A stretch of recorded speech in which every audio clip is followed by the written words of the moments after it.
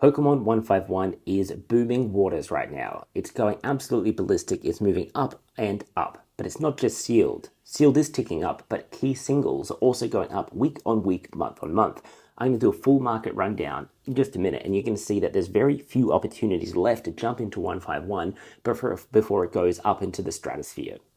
Is this growth real growth? Yes. Is it just noise? I don't think so. We're in an absolute tear and it shows absolutely no sign of slowing down. And the last 2 months and the last 2 weeks really show that we're running out of opportunities to get in. When you have a look at the collector app, for example, which aggregates sale prices, the first few expensive sealed items that you see are actually going to be sealed cases. So that's cases in like actual cardboard. But what you really want to look at is actual individual packs. So the pack price at the moment is $20 for a 151 pack just by itself, loose, raw. Earlier on this year, it was about $12, which means we've got 80% growth within what, 6 to 12 months. It's just crazy. And what's even more interesting is that there's unlikely to be any reprints. The print window is supposed to be ending in April, but there's just nothing on the horizon. Vendors, let's try that one again, people that actually have stores get their information from distributors. Distributors will distribute packs to them, would you believe it or not? And they're saying there's no plans for any new prints of 151, and anything they have left is just going to be basically kicked on down the road. So the densest way to get packs for most of us is going to be a 151 boosted display. So these were, because it's changed now, but at the time, the most dense way to get 151 outside of a sealed actual cardboard case. You're talking about 10 booster packs with 6 packs in each. And as you can see, the sealed premium price there, it's looking at $1,855. And these were as little as what, like $700 just 12 months ago. So this sealed product has already gone to the stratosphere. It is a nice display item. That's why I bought mine to begin with, just so I could have it on display to show people that I really like 151. It's pretty. But then the pack density has just paid for itself. So these are pretty unobtainable now, but if you can pick them up, think about the individual booster box price, times it by 10, add on a sealed premium, and then think about how long you want to hold on to it for. In terms of things that are a little bit more accessible, you also need to really think about pack density. So the next most dense way to get packs is to look past the individual booster bundle and look at the Elite Trainer box. So I skipped over the Pokemon Center Elite Trainer box, and I'll tell you why in just a moment. The Elite Trainer box, though, has, 9 packs, and it also has that beautiful Snorlax promo. So given that these are almost $500, I discounted the Pokemon Center versions, because they were even less available than this ETB. Yes, this ETB sat on the shelves for a while, but that was because Surging Sparks hadn't been released yet, and the insanity that we're currently experiencing in terms of demand wasn't there yet. But believe me, it arrived, and that's why this relatively short printed product is selling for so much. You could have picked it up for like $170 in March of this year. It's now going for $487. So not your easiest pickup if you're searching to get involved with 151. The UPC, the Ultra Premium Collection, was another really good way to pick up a bunch of packs as well as some really nice promos that are going up in value themselves. However, it is about back up to like $700. They were never really cheap, but they were selling for like, $350 12 months ago, and now they're selling for $700, so they've doubled in a year. And the final dense way to pick up 151 packs is to get a display bundle of tins. So these are going for $355, which is $35 a tin, which has 2 packs, which is genuinely not too bad. So for a sealed display item, the math is pretty good here. So I'd be okay with paying a bit of a premium.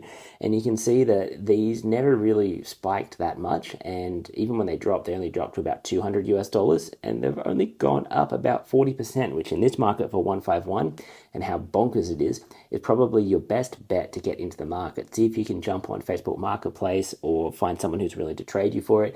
And it's a pretty easy way to get some exposure to sealed 151. I skipped over Blooming Waters because it's too big and the prices are not that interesting just yet.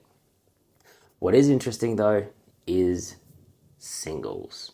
So if you're trying to figure out whether a set's worth holding on to, you need to look at the total set value. So at the moment, the total set value of all the raw cards that are contained within the set, not including special promos, is $1,790. So in the last 30 days, the 151 value has gone up almost $500. In the last 6 months, it's gone up 500 as well. Even if you look back over the time, there was that initial spike, but that's gone. It's gone up like 3x since it was released, and in the last couple of weeks that the chart has basically gone straight vertical. So in the last 90 days, we've gained about 40% of set value, with singles going up. Yes, a few singles, a few specific cards have done a lot of the heavy lifting. I'll get into those in just a second. But in general, the stronger the value of the set, the stronger the investment. And that's something where 151 has lagged behind other sets. But if you look at something like Prismatic, they're actually difficult to pull cards. In 151, cards are relatively easy to hit. That's why the prices are lower. Looking at prices, Charizard, the big boy, will jump straight there. And so in the last 12 months, it was at like $280 for the chase for the entirety of 151, the Sunzard. And now you can pick it up even, a month ago for $250, $260, $270. Now it's $350 in the last couple of weeks. It's finally having its moment in the Charizard sun. I'll get onto the graded values in just a minute because I have some stronger thoughts about that. But if you don't have a copy of your Charizard yet, well, you shouldn't buy things while they're spiking. It's really hard to see this dropping too much. And even the new floor, it'd be very shocking if it dropped below, that 250, 260 mark. The market has changed relatively quickly, so there is a chance you'll be able to find people in Marketplace that have undervalued it, but you need to get in relatively quick. A card that you probably missed out on is Blastoise. Look at that current price. I think it's an underappreciated art, even though not everyone loves it, but the current price is $150. It was $60 in like February, and now we're looking at $150 recent sold, and there's fair volume to it. It's absolutely skyrocketed. And Baby Blastoise Squirtle, which is just an AR, the prices are not staying underwater. It's out on the beach. It's up to $87.54. It was never a cheap card. It was always like a $50 card, $40 card at its lowest point. But in the last couple of months, again, you could have picked it up for $44. But this Happy Chappy has gone absolutely bonkers. And we're looking at 26% in the last month, almost $90. That costs more than my favorite SIR from the entire set, which I do still think is undervalued and is probably something you should have a look at, particularly when it comes to graded, which I'll talk about later. This SIR, the Zapdos, you can currently pick up for $85, $86. It's kind of had that weird spike in the middle when everything was spiking. I don't know if there was much volume changing over then. There were heaps of Zapdoses around that you could pick up for $50 on eBay and offer $50 in person, and people would actually sell it to you. It's a chase SAR. It has, of course, Zapdos and Moltres and Articuno.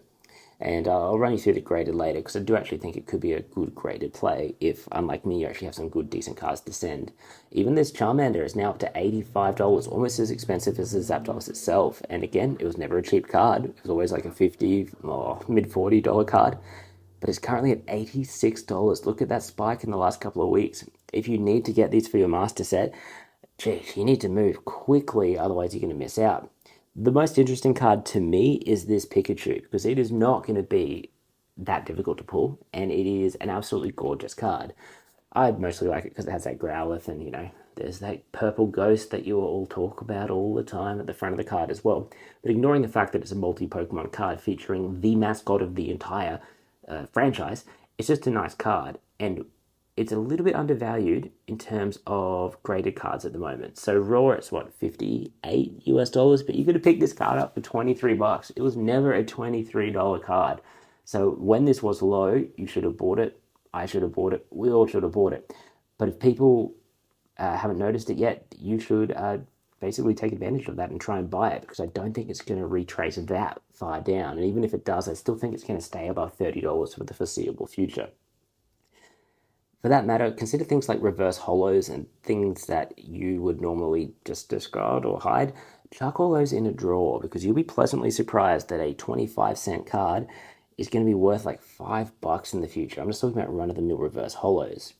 So in terms of graded cards, I don't actually recommend chasing ultra-modern slabs in 10s, particularly from new sets. I do like to have specific cards because I like the particular Pokemon, or they're, going to be an iconic chase.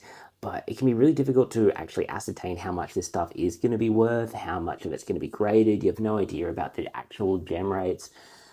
I think 151's been around for long enough now that we're not going to get caught short anymore, and there are still some plays that you can get, but you're going to be looking at a pretty large numbers of population reports. But the Pikachu itself is actually still really cheap because it's what's sitting at like 350 there at the moment, and that's an okay price, and I'm actually going to consider it at that price just because it is a Pikachu. I think that the Zapdos is criminally underpriced because it's what's sitting at 350 now for an SIR, and the pop report's relatively low. I actually had 3 of these that I was going to send away just last week, and then I had a look at them under light and microscope, and even though they've been in my grading pile for like 3 months, turns out they were quite bad. So I'm not sending any of them away, so I might have to pick up that Zapdos. In terms of the Blastoise, again, you might have missed your window because this bad boy is just absolutely spiking at the moment, and basically everyone on eBay or TCG Play has realized that. And in terms of the Charizard, the big boy chase, probably not your best investment if you're just trying to make a bunch of money. However, it's really pumping at the moment. It's at like 1200 USD in a PSA 10. And there's volume behind that as well. It's not insane volume, but if you check eBay sales, there's a decent number of cards shifting at that price. At its lowest, it was what, 700, 750, and I don't think it will retrace there. Even if it drops back to its, what, 3 monthly low, it was way below 1,000, but it's only about 900, so 900 US, 200 Aussie. Yeah, it's an expensive card. And when you think about grading it yourself, actually just sent one away, there's what, 23,000, 24,000 PSA 10s, there's about 45,000 PSA 9s, but the PSA 9 price, like most ultra modern, is basically the raw price, so it's really great if you do manage to 10 it, and there are a lot of 10s, but given that it's the most easy, sorry, it's the biggest chase in the entire set, so if you do pull this and it's halfway decent, you're going to send it in to be graded. It's actually a surprisingly low population given how much 151 has been ripped by streamers and whatnotters and everything.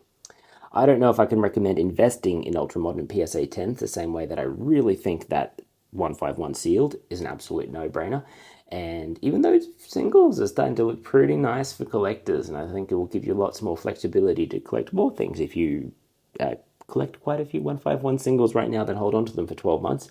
But the Sun Charizard is an absolute belter of a card, and I do really like the Blastoise as well. So if I had more money and time, I'd pick up more copies of the Blastoise in a 10, a copy of it, maybe another Charizard, and I've got to go get a Zapdos, because my recent grading fail aside, I do think it's still one of the only 151 cards that's undervalued.